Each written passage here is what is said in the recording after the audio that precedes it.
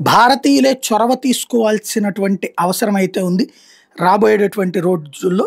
ఎందుకయ్యా అంటే ఇప్పుడు క్రమంగా భారతీయుల్ని టార్గెట్ చేసేటటువంటి వ్యవహారం పెరుగుతుంది. ఇంకా ఇంకా ఇప్పుడు మనం టాప్ 3కి వెళ్తున్నాం ఫైనాన్షియల్. అదే అమెరికాకి నచ్చట్లేదు. చైనాతో కలిపి మన మీద నాటకం ఆడితే మనం అదే చైనాతో అమెరికా మీద నాటకం మన కథ మనము నడుపుతున్నాం.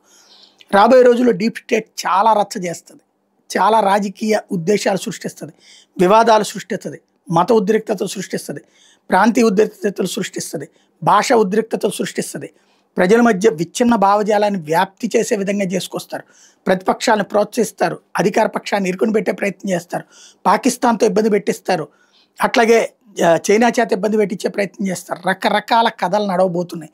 రాబోయే 5 ఏళ్ళు భారతదేశపు ప్రజలు సిన్సియర్గా మన ప్రభుత్వం మన కోసమే చేస్తోంది అన్నటువంటి రూట్లో ఆలోచించాలి. ఎందుకయ్యా అంటే వాళ్ళకి సంబంధించినటువంటి ఆర్థిక మూలాలు దెబ్బపడుతున్నాయి. డాలర్ని పక్కన పెట్టేసి మన యూపీఐ ట్రాన్సాక్షన్స్ శరవేగంగా నడుస్తున్నాయి. వాళ్ళకి సంబంధించినటువంటి వీసా వ్యవహారాలు, అట్లాగే వాళ్ళకి సంబంధించినటువంటి మాస్టర్ కార్డులను పక్కన పెట్టేసి మనం మనదైనటువంటి రూపే కార్డులు మూవ్ అవుతున్నాం. యూపీఐ ట్రాన్సాక్షన్స్ ఎంతోమంది గూగుల్ పే లాంటి వాటిని పక్కన పెట్టేసి మన యూపీఐ ట్రాన్సాక్షన్స్ని శరవేగంగా నడిపించుకొస్తున్నాం. ఇవి ఈవెన్ అమెరికా లావాదేవీల కంటే ఎక్కువ నడుస్తున్నటువంటి సిచ్యుయేషన్ ఉంది. అట్లాగే ఇప్పుడు ఈమెయిల్స్ తర్వాత సోషల్ మీడియా ప్లాట్ఫామ్లు కూడా సొంత వాటిని ఎంకరేజ్ చేసే ప్రయత్నం ఉన్నారు. అరట్ట ఇలాంటిదే దానికి సజీవ సాక్ష్యం. ఇవన్నీ జరిగితే వాళ్ళ మీద డిపెండెన్సీ తగ్గిపోతుంది. అంటే అప్పుడు అమెరికా మైనస్ అవుతుంది.